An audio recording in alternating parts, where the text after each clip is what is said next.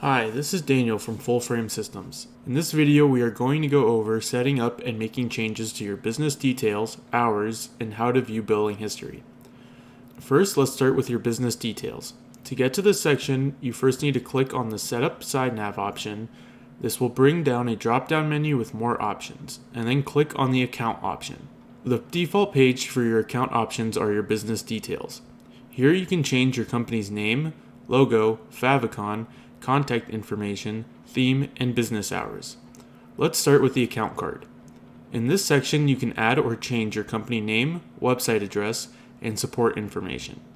This is very important to keep up to date, as this is what is going to be displayed whenever your company's information is shown, such as any branded video tours that get ordered. For those of you who have used this in the past, you may see a new option called Override Location. When you click this option, you will then be able to input your own coordinates instead of relying on the coordinates that are assigned to your address by our API. This is most useful if you find that your business location is not being found correctly. To use this, simply click on the checkbox next to the Override Location text, then a map will appear below that option. Then simply click on the map to change the location of the pin and you're done. Next, if you look to the right of the account card, we will see two others titled Branding and Favicon.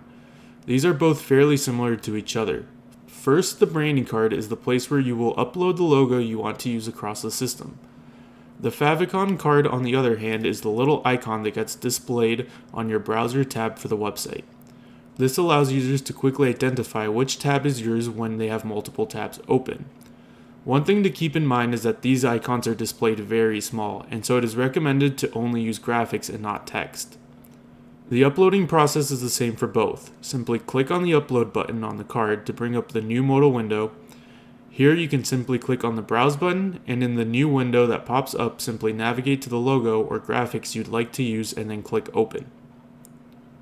The next three sections we're going to be looking at are the contact, theme, and tracking code cards. The contact card is pretty straightforward. Here, you will add your contact information that you would like us to use to contact you, such as when we send out invoices and other important information. The information on that card will never be shared or given out to your clients. In addition, all email notifications will use this address as a reference. The theme card allows you to customize the user interface in order to give a more professional and branded look. Changing the colors is incredibly easy. All you have to do is click on any of the circles within the row of primary, secondary, or worn colors to change them. Once clicked, a new modal window will appear, and you can either select your color using the color grid, or if you know the hexadecimal or RGB values, you can go ahead and input those into the text box under the color grid. As you can see, as I change the value for the color, I can see the changes in real time, allowing for you to get it right the first time. Finally, don't forget to click on the Save button to save all of these changes and you're done. Lastly, the tracking code card is where you can add or find already added tracking codes for Google Analytics website analytics service. These tracking codes allow you to gain and share valuable analytics about how certain sites are performing. This can be very useful when trying to get new clients or when trying to communicate with existing clients on the performance of the property sites.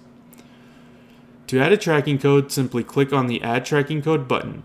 A new modal window will appear asking for the Google Analytics tracking ID and whether you would like it to track branded, unbranded, or both websites.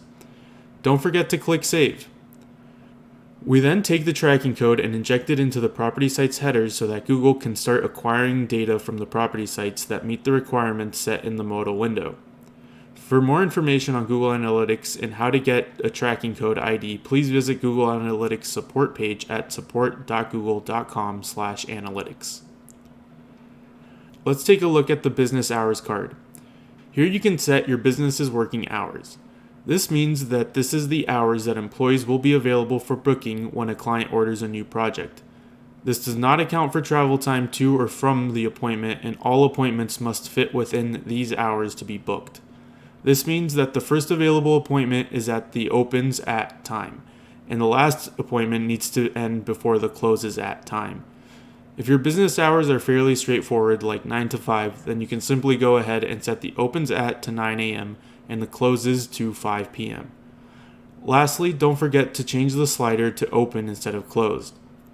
If your business hours are a bit more dynamic, let's say you're open from 9 to 12, closed from 12 to 1 for lunch, and then open again for 1 to 5, you can then add the first set as the opens at and closed at, and then the second set the same way, but with the 1 to 5 time, and the scheduler won't allow any appointments that are predicted to end after 12 or allow bookings before 1. You need to set the business hours for every day of the week.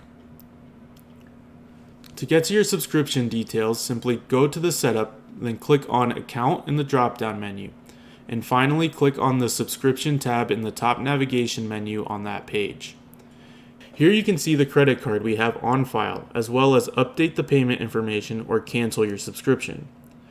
You can also see the storage usage that is associated with the account, which will help in understanding your current bill for the month, as this shows how much storage is being used in archived projects, if you are opting into our archival feature.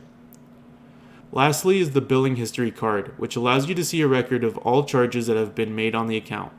To see individual invoices, simply click on the View PDF in the receipt column. This will download an itemized invoice with more details about that specific charge made and will help you better understand and keep track of your finances. Thank you for watching this video. I'm Daniel, and I'll see you in the next one.